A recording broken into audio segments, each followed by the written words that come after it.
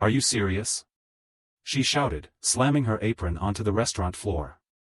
Grab your things, Ira, the manager replied coldly, though his face was flushed with anger. Guests froze mid-bite. One man in a sharp suit at the last table didn't blink. He didn't interfere. He simply pulled a business card from his pocket, placed it neatly on the table, dropped a tip twice the bill, and walked out. Ira burst through the restaurant doors, fighting tears, not even noticing the card. Hours later, rifling through her purse, her fingers touched a smooth edge. She pulled it out, just a name, and one line, I know what it's like to start from nothing. If you're ready, call. She trembled. From rage. From fear. From something else she couldn't name. A feeling that this, whatever it was, wasn't random. She spent the night staring at her ceiling, the card on her chest. Who was he? What did he mean?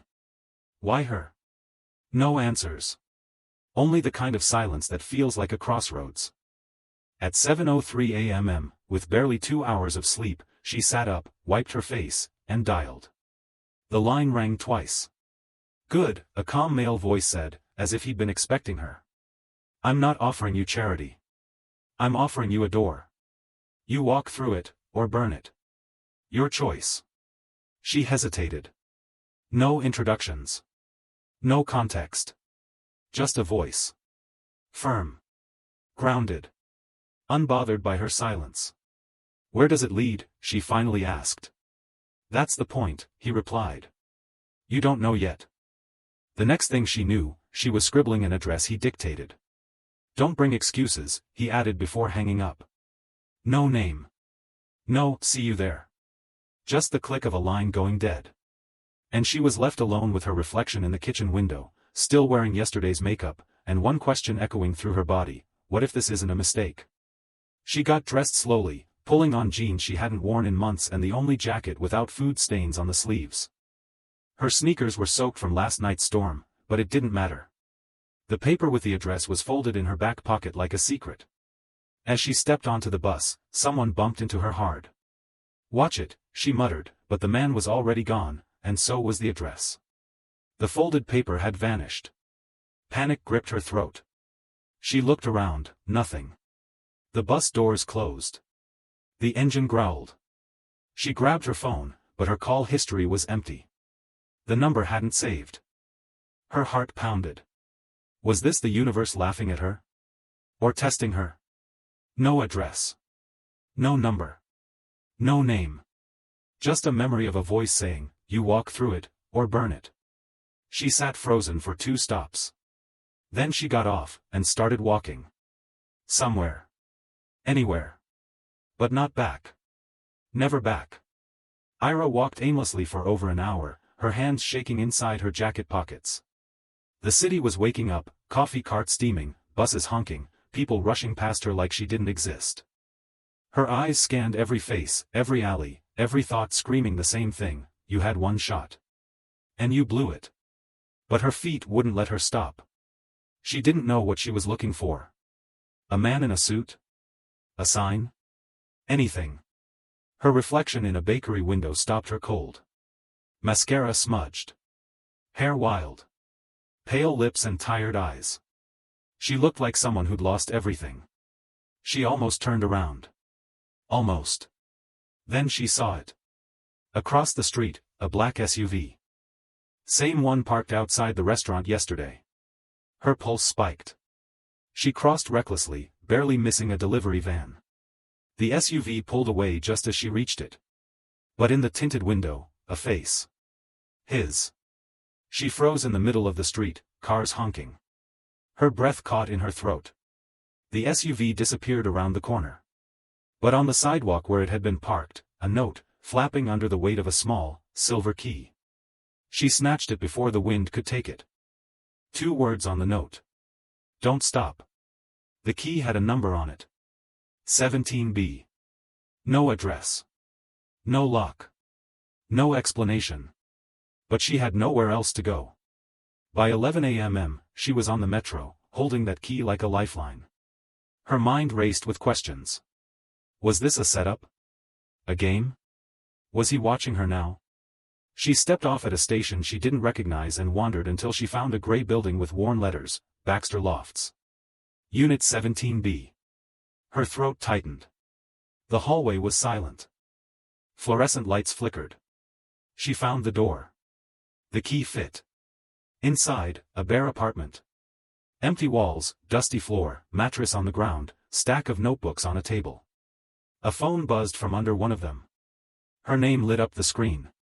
She picked it up with trembling hands. "Took you long enough," the voice said. Same calm tone. "What is this?" she asked. "This is where you start." "Start what?" "Earning your way back to the table." She blinked. "What table?" Pause. "The one they don't invite girls like you to." He hung up. She stared at the phone. On the table beside it, a folder with her name written in black marker. Inside, a printed photo of her, taken that morning, walking down the street looking lost. A list of tasks. Deadlines. Rules. And at the bottom of the page, "Your past is a weight. Either carry it, or cut it." She sat down on the mattress. Her stomach twisted. Someone had been following her. Watching her. But instead of fear, something else settled in. Fire. This was insane. But so was everything else in her life. And for the first time in a long time, she wasn't bored. She was terrified, but wide awake. And deep down, part of her already knew, this wasn't about a job. This was about becoming someone no one ever expected her to be. She didn't sleep that night. Not even for a second. The folder lay open beside her, pages scattered like pieces of a puzzle she couldn't decode. Her photo. The list. The rules. 1. Speak to no one about this. 2. Don't try to find him. 3. Complete all tasks by deadline, no excuses. 4. Keep a log of everything. There were 12 tasks. No job title. No payment terms. No promises. Just, you'll be judged by action, not by effort. Her hands were still shaking. At 7 a.m., her first task began: get to 458 Mulberry Street by 8 o'clock. You'll find a man named Leon. Do not mention me. Just listen.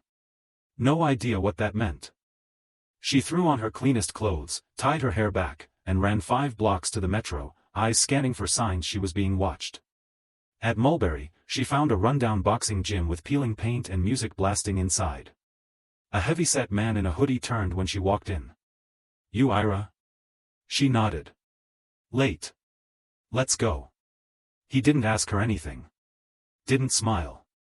Just tossed her a broom and pointed to the mess: towels, trash, empty bottles. "You want the next step, princess? Earn it." She scrubbed for hours. No one spoke to her. No one cared who she was. Just another invisible girl with something to prove. But when she was about to leave, Leon stopped her. "There's 2 kinds of people. Those who clean floors and complain, and those who clean floors and plan their empire." He didn't wait for her response. As she stepped outside, she saw another black SUV down the block. But this time, it wasn't him inside. It was a woman. Mid-40s. Blonde. Watching her through sunglasses. When their eyes met, the woman drove off. New G. Back at the apartment, another envelope waited. No sender. Inside, a photo of that same woman, standing beside him, shaking hands at some kind of event. Fancy suits. Bright smiles. Years ago. On the back of the photo, just one question. "You think you're the first?" Her breath hitched. The room suddenly felt colder. She grabbed her phone, tried calling the number from yesterday. Unavailable. She flipped open the folder again, and noticed something she'd missed: a scribbled note at the bottom of the last page. Handwritten. "Be careful who you impress. Not everyone wants you to win." That night, she walked back to the gym. It was closed, but Leon stood outside, smoking. "Who was that woman?" she asked. He looked at her for a moment, long and hard. "Don't ask questions you're not ready to hear answers to." Then he walked away. She stood there, alone on the sidewalk, mind spinning. Who was that woman? What did "you're not the first" mean? Was he testing her, or protecting her? Was this some mentorship? A challenge? A trap? She didn't know. But for the first time in her life, someone was betting on her, and someone else was trying to stop her. And she wasn't sure which one scared her more. The next morning, she woke up to the sound of something sliding under her door.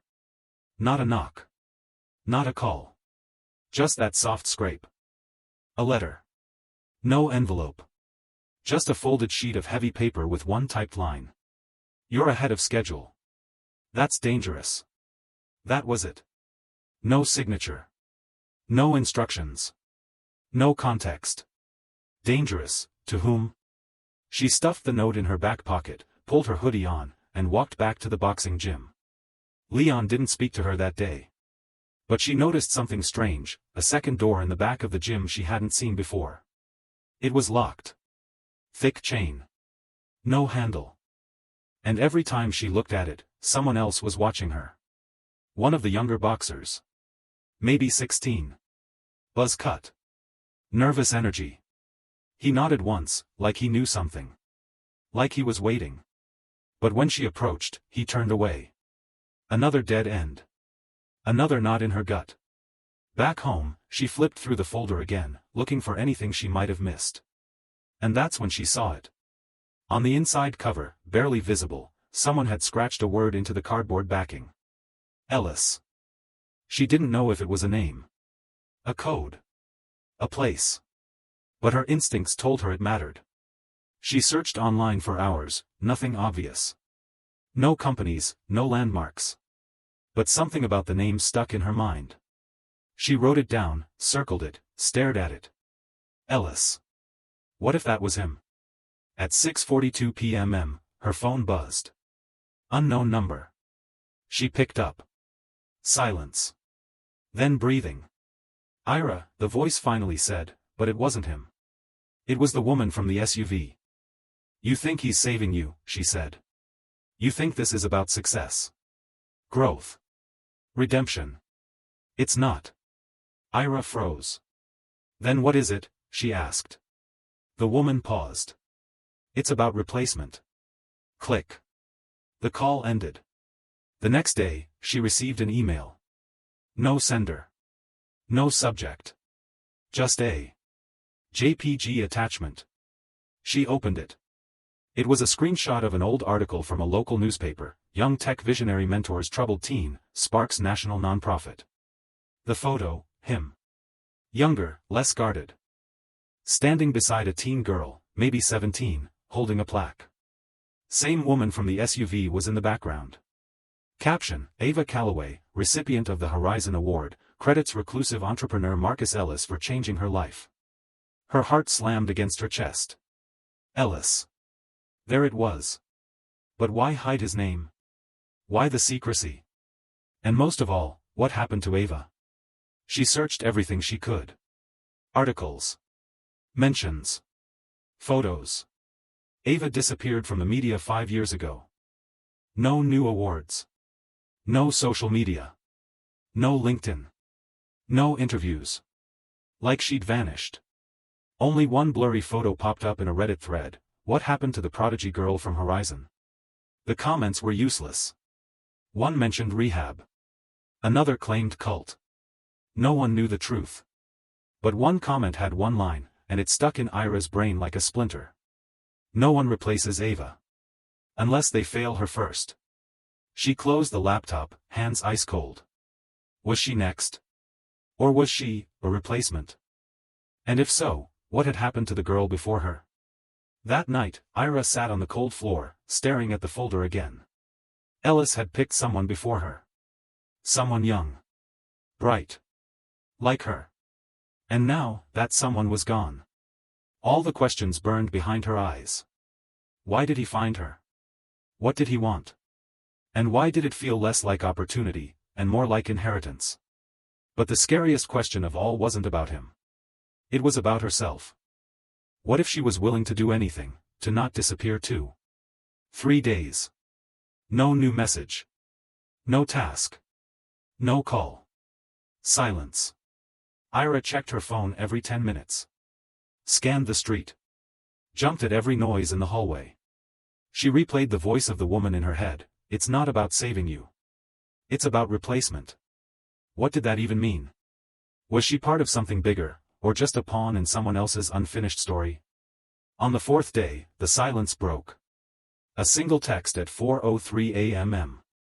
Task 5. Urgent. Be at West Pier. 4:30, don't be seen. No name. No location pin. Just cold instructions. She didn't even hesitate. Slipped on her jacket and left. The streets were empty. The kind of quiet that feels wrong. When she reached the pier, wind cut through her clothes like glass. Waves slammed against the wood. She looked around, no one. Then a figure emerged from the shadows. Not him. The boy from the gym. He looked terrified. You shouldn't be here, he muttered. I was told to come. I know. That's why I'm here. He handed her a small black envelope. His hands were trembling. I was told to give you this, and leave. That's all I know. She took it. Who told you? He looked over his shoulder, then leaned in. Don't trust anyone who gives you orders in the dark. And with that, he ran. Fast. She opened the envelope under a street lamp. Inside, a photo. Blurry. Grainy. But clear enough, it was Ava, older than in the newspaper, sitting in a hospital hallway.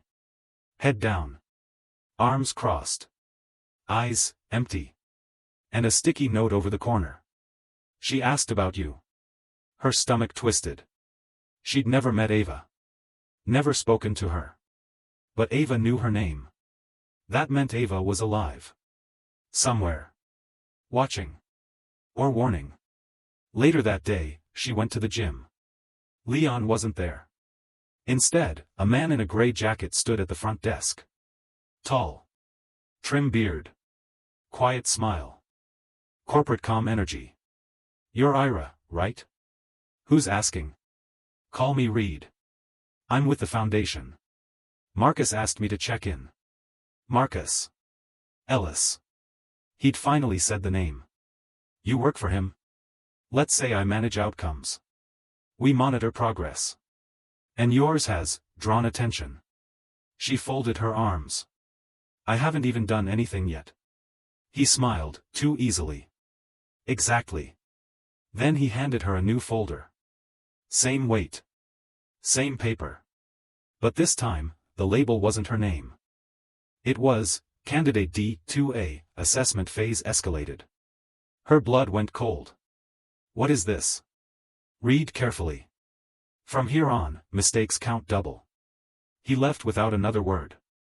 She sat on the gym bench, folder in hand, pulse pounding. She wasn't a person in this program. She was a candidate. With a code. How many others were there? What happened to them? What was assessment phase? And what did escalated mean? That night, she couldn't eat. Couldn't sleep. The folder lay unopened beside her. Eventually, she found the strength to flip the cover. The first page had a new list of tasks, but now they were marked with colored tabs. Red. Orange. Black. Next to black was a symbol, a triangle with an X inside. And beneath it, one sentence. Failure to complete any black task will result in full program termination. She didn't know what that meant. Termination of what? The mentorship? The opportunity? Her safety? But one thing was clear. Whatever this was, it was no longer just about growth. Or success. Or proving herself. Now, it was about survival. The next morning, Ira returned to the gym with one goal.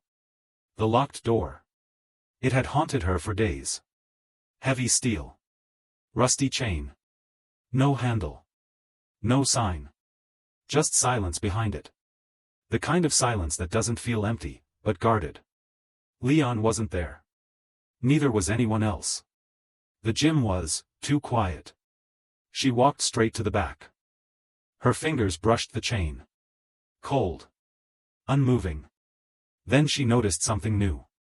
A scratch on the doorframe. Small. Diagonal. Deliberate. Below it, another. 2 scratches. 2 slashes. Like someone counting. Or warning. She was about to turn away when a voice startled her. "That door's not for you." She spun around. It was the boy again. From the gym.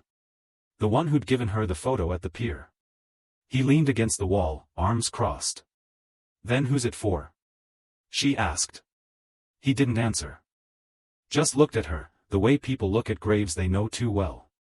She stepped closer. "You scratched that mark, didn't you?" He didn't deny it. "You know what Ellis is doing, don't you?" His eyes darkened. "You're not the first person to follow his path. You won't be the last. But some paths don't end where you think." "What's behind the door?" Silence. "What's behind the door?" He whispered one word. "Echoes." And left. That night, Ira found a new envelope waiting for her at the loft. Inside, a single audio recorder. Old school. Cassette. And a note. "Before you push any door open, listen to the last one that was closed." She sat on the mattress, heart thudding, and hit play. The tape hissed for several seconds. Then, a voice. "Ava." Breathy. Shaken. Almost whispering. "They think I broke. I didn't. I saw it. I saw what's behind it. And once you do, it never stops watching you." Then silence. Followed by a second voice, deep, calm. "Marcus Ellis. You were never meant to look that far ahead. That wasn't your role." Then a click. And the recording ended. Ira sat frozen. The tape still turning, empty. That night, she had a dream. Not a nightmare, something worse. She stood in the gym. The back door wide open. Black inside. Not darkness, absence. And from the void, a voice, her own, whispered. "You're not replacing Ava. You're replacing the gap she left." She woke up gasping. The next day, a new task arrived. Just one line. Task 6, get the key. No details. No location. No instruction. But she knew exactly which key. The one for the door. The one no one talks about. And the worst part? She had a gut feeling someone wanted her to open it, and someone else was warning her not to. She just didn't know which side Ellis was on. Or if there even were sides. That afternoon, she returned to the gym. A plain envelope waited on the bench. Inside, a small brass key. Unlabeled. Attached, a photo. Ava, again. This time inside the gym.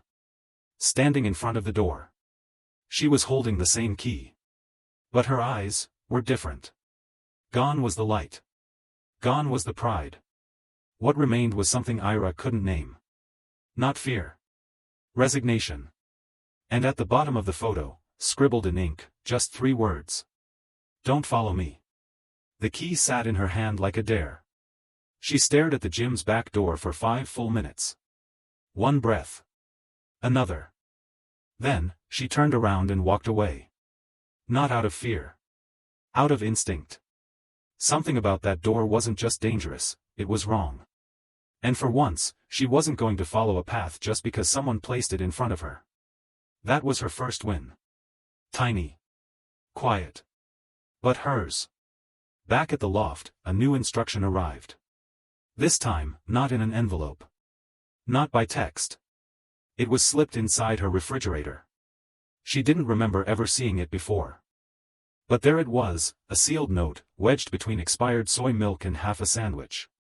She opened it slowly. "You showed judgment. Good. Task 7, prove it wasn't luck."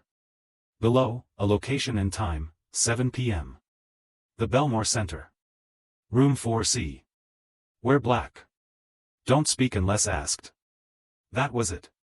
The Belmore Center turned out to be a glass and steel co-working space, upscale, cold, and buzzing with quiet tension. Room 4C was on the 4th floor, tucked behind frosted doors. Inside, a long table. 5 people. All strangers. All serious. One of them, Reed, the foundation man. He gave her a nod but no smile.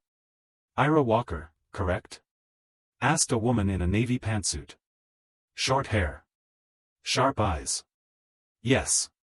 Sit. We're running late. No one introduced themselves. No one explained what was happening. Just a series of questions. Tell us the difference between loyalty and dependency. What's the fastest way to destroy potential in a team? When is obedience weakness?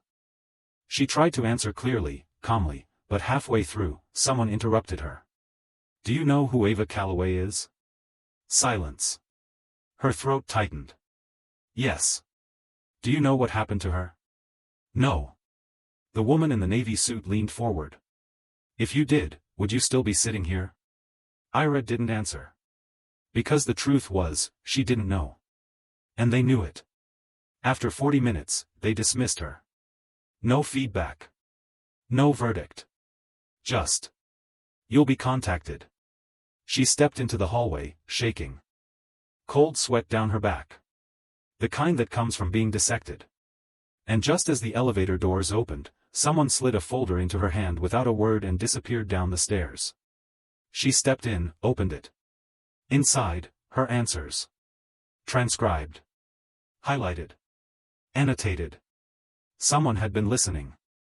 Recording. And on the last page, a handwritten note. You don't need to open doors to fail. Sometimes, you just have to say the wrong thing to the wrong people. She wanted to scream. She wanted to run. But instead, she sat in the lobby cafe downstairs and did something she hadn't done in weeks. She opened her notebook. The one from the loft. The one Ellis had told her to use for logs. She flipped through pages, most of them filled with task details and paranoia. But at the very back, blank space waited. She took a deep breath. Today I chose not to open the door. Today I answered questions I didn't understand. Today I'm still here. She closed it. Small. But powerful. A crack of control in a game where every move had felt designed by someone else. But then, just as she got up to leave, her phone buzzed. A single photo. Her. Taken that moment. Sitting in the cafe. Writing. From across the room? From inside the building? No caption. No number. Just proof. Someone was watching. Still. Always. And the final blow? At the bottom of the image, a line in red font. She wrote too. She didn't need to ask who she was. Because Ava wasn't gone. Ava was in the system. Still leaving messages. Or warnings. And Ira had just joined her in the mirror. The next morning, Ira woke up to a noise she couldn't place. Not a knock. Not her phone. A faint click, like a door closing softly. She bolted upright. Everything looked untouched. But she knew better. Her instincts weren't wrong anymore, not after everything. She searched the apartment. Closet. Bathroom. Under the bed. And then she saw it. A mirror. It hadn't been there the day before. Small. Simple. Oval frame. Placed carefully on the floor, directly across from her front door. Like it was waiting. But when she stepped in front of it, her reflection didn't match her. It was her, same face, same clothes, but she wasn't blinking. Her chest wasn't rising. It wasn't Liv. She reached for the mirror. On the back was a metal tag. Foundation Object 6A/Observation Unit. It wasn't a mirror. It was a device. Someone had been watching her, from inside her own apartment. Not through a camera. Through a designed reflection. She picked it up and smashed it on the tile. The glass cracked, but didn't shatter. Instead, something behind it blinked. A red dot. Still on. Still recording. She wrapped it in a towel and shoved it in the freezer. That wouldn't stop them, but it was a statement. An hour later, a letter slid under her door. Emotions are useful. But not when they cost you clarity. Task 8, return to the gym. The key is yours now. Use it, or don't. But if you choose not to open the door, you must leave something behind. No signature. But she didn't need one. The door. The door had been following her since the beginning. And now, It was forcing her hand. She walked back to the gym like it was her last time. Empty. Quiet. No Leon. No boxers. Just that door. The lock was gone. The chain had been cut, clean, surgical, intentional. And taped to the door was a photo. Ava. Standing in front of the same door. Her face unreadable. Her hand on the handle. On the back of the photo. She made it further than you have. But not farther. Ira's chest tightened.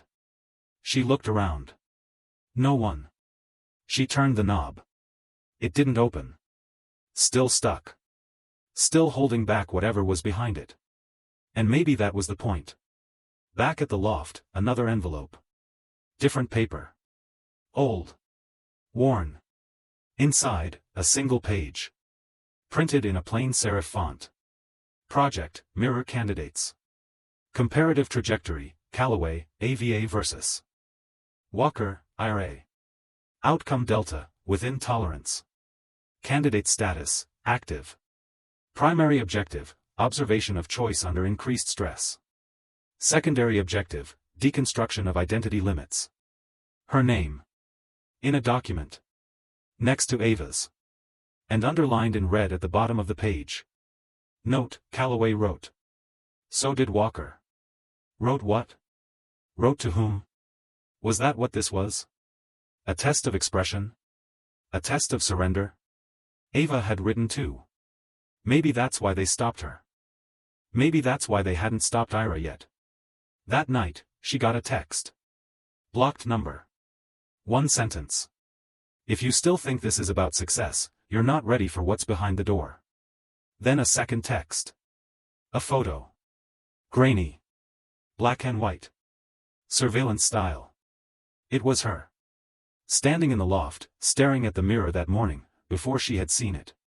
Before she had even woken up. Her blood ran cold. Someone had been there. Someone had watched her watching herself. She didn't sleep. Not even for a second. In the quiet, she opened her notebook. Not the task log, the real one. She tore out every page with someone else's instructions. And wrote a single sentence on the last clean page. I don't care what the door means to you. I'll open it when I decide it matters to me. Then she burned that page in the sink. The flame curled the corners. Words blackened, then vanished. No one could study that. No one could store it, label it, measure it. For the first time, she'd taken something back. And tomorrow, she would finally decide whether to open the door. Not because they told her to. But because she was ready to see who she really was, with or without them watching. She didn't eat. Didn't speak. Didn't leave the loft all day. The decision hung over her like a storm cloud, thick, close, electric. The door at the gym was still there. Unlocked now. Waiting.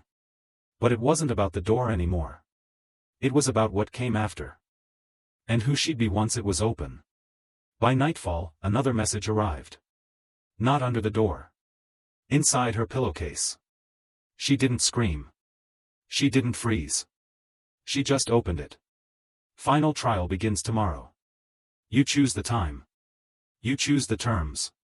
We'll be watching to see if you still believe there's a you left to make a choice. Her hands trembled. Not from fear. From fury. They were dismantling her, piece by piece, to see what would survive. And she had let them. But now she would choose what they saw. She returned to the gym at 3:17 a.m. The streets were empty. The city, silent. She didn't knock. Didn't hesitate. Just walked through the dark space, past the empty ring, past the lockers, past the echoes of everything she'd done here. And stood in front of the door. No chain. No lock. Just her. And it. She reached out, slowly, and gripped the handle. Pulled. Still locked. Not jammed. Locked again. She stepped back. Someone had relocked it. But how? She had the only key. Or so she thought. Then, footsteps behind her. She turned fast, heart in her throat. A figure stepped out of the shadows, the woman. Sunglasses. blonde. Calm. I told you not to follow her path. And yet I'm still here, Ira said. The woman tilted her head. You're here because we allowed you to get this far. Ira didn't flinch. You're not here to stop me. You're here to see what I do next. The woman smiled faintly. No. I'm here to give you the second key. From her coat pocket, she pulled a small silver object, identical to Ira's, and dropped it on the floor. The final door doesn't open from the outside. She turned to leave, then paused. Ava made the same mistake. Ira waited for her to disappear. Then she picked up the second key.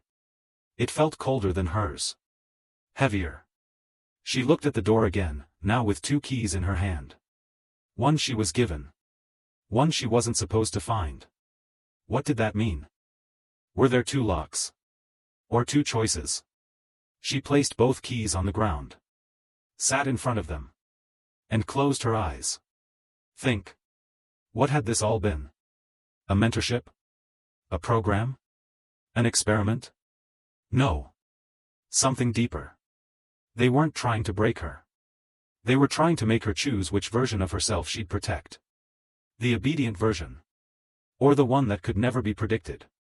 She stood. Picked up the key the woman gave her. And placed it back on the floor. Then took her own. Turned it slowly in the lock. Click. The door opened half an inch. Cold air swept out. The scent of metal. Paper. Dust. Memory. And something else, the feeling you get when you stand too close to a truth. One breath. Two. She reached for the handle, to pull the door wide open. When suddenly, her phone buzzed. A message.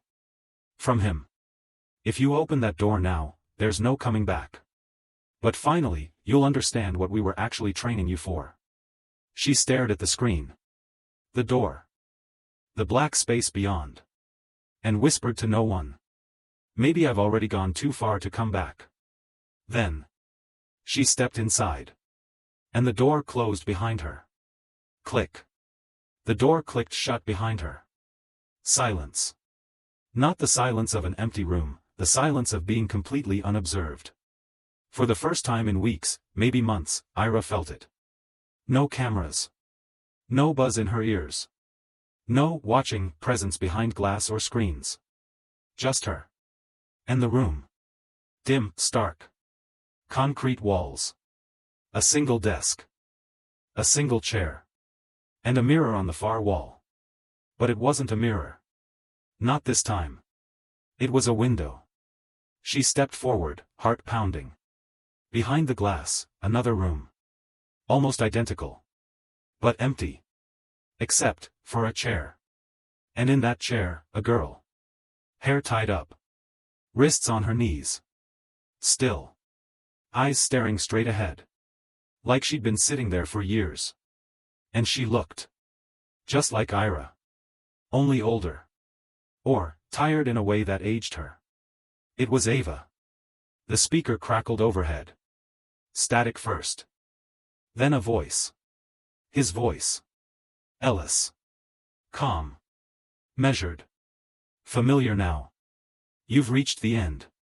Most don't. You've seen the mechanics, the false doors, the shadows. But here's the truth, Ira. She didn't move. Just listened. Ava made it here too. But she paused. She waited for permission to continue. She asked what came next. You didn't. You stepped in. Without asking. That was the final test. The foundation was never about control. It was about selecting the ones who could see past it. We create pressure. We create the illusion of choice. And we watch. We wait to see if someone chooses to redefine the frame, or live within it. Ava was brilliant. But she needed affirmation. You didn't. Silence again. Then. So now, you decide what happens to her. To the next generation. To the program. The desk beside her lit up. A panel slid open. Inside, two things. A tablet. And a match. The screen read. Terminate observation protocol, rebuild or repeat. 2 buttons. Beneath it, a message in Ava's handwriting. If you get this far, remember, we're not the problem. The system is. But if you burn it down without a plan, it will rebuild itself worse. Lead. Or leave. Ira's hand hovered. Everything made sense now. She had never been trained to serve. She had been trained to decide. And that meant power. Not given, earned. She looked up at Ava, or what Ava had become, still frozen in the other room.